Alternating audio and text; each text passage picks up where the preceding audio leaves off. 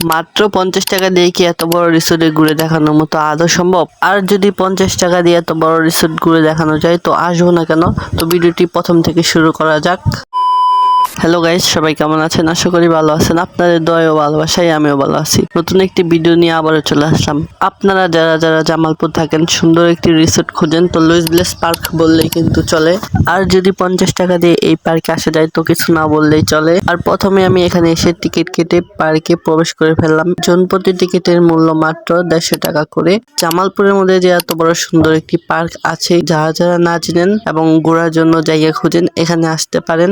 এখানকার পরিবেশটা অনেকটাই সুন্দর এবং মনোমুগ্ধকর পরিবেশ, যা দেখার পর অনেকটাই ভালো লেগে যায়। যারা এই পার্কে আসতে চান তারা কিন্তু আসতে পারেন। এখানে রয়েছে হরিণ এবং বাচ্চাদের জন্য রয়েছে বিভিন্ন রাইড, যা বাচ্চারা এসে এনজয় করতে পারবে। আর গাইস, এত বড় একটি রিসোর্টের সাথে আপনাদেরকে পরিচয় করিয়ে দিলাম, এর জন্য তো একটা লাইক আশা করা যায়।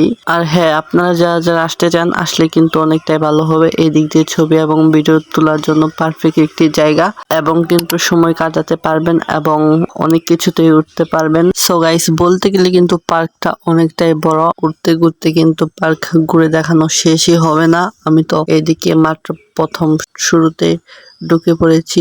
ভিতরে সাইড আর ওইদিকে অনেক কিছু আছে। এইদিকে আমি নাগরদোলাটাই দেখাচ্ছিলাম, আর এইদিকে দেখেন কত সুন্দর ফুল ফুটেছে। আর এইদিকে কিন্তু অ্যাসথেটিক জায়গা, যা ছবি তোলার জন্য অনেকটাই সুন্দর ভিউ আসবে।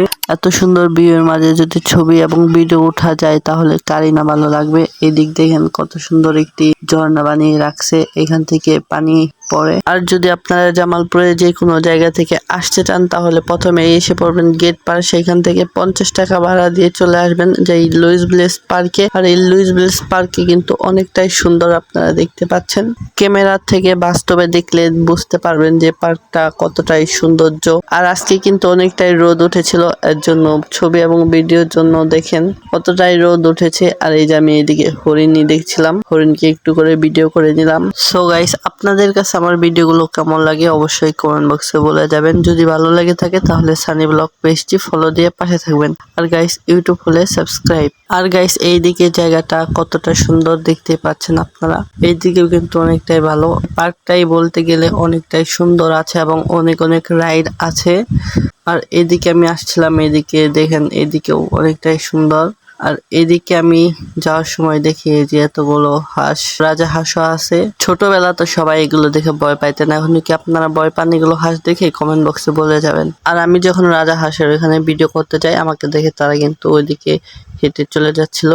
আর গাইস, আপনারা কে কোথা থেকে আমার ভিডিওটি দেখেন, কে কোন জেলা থেকে দেখেন অবশ্যই কমেন্ট বক্সে বলে যাবেন। আজকের ভিডিও এই পর্যন্ত। আজকের ভিডিওটি আর লম্বা করব না।